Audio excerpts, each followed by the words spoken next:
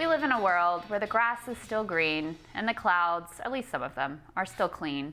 But as it would seem, we now live in a world that's without truffula trees. The nearly century-old tree that is believed to have inspired Dr. Seuss's The Lorax fell last week in San Diego. The Monterey cypress stood at Ellen Browning Scripps Park in La Jolla, San Diego, bearing a striking resemblance to the truffula trees of the classic children's book. The tree, which locals referred to as the Lorax tree, was visible from the beloved author's home. Disputes over whether Seuss was truly inspired by this particular tree or from a trip to Africa do persist, but locals prefer to believe in the story of this one Lorax tree.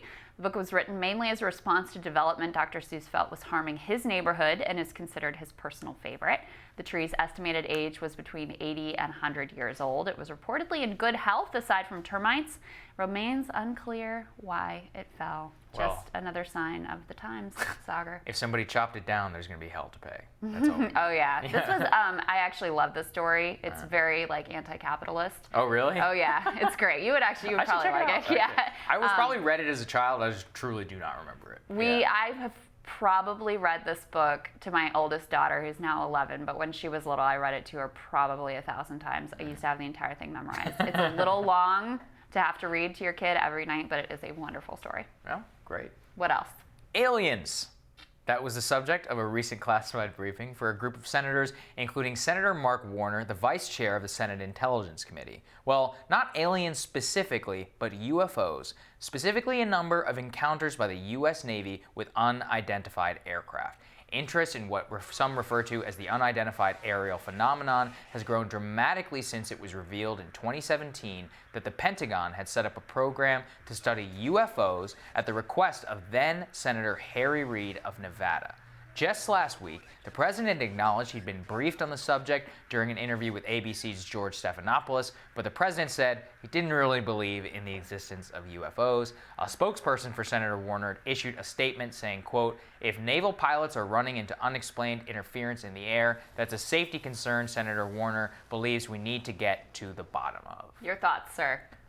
I've never known what to make of this story. I don't think it's obviously extraterrestrial. I think it's probably some sort of Russian or Chinese DARPA-like aircraft. Maybe even our own DARPA. Maybe even our own DARPA that the Pentagon doesn't even know about. Well, I mean, and so the backstory here is that, in particular, there was this one incident that they caught on radar. Right. This object. On video. Yeah. Right.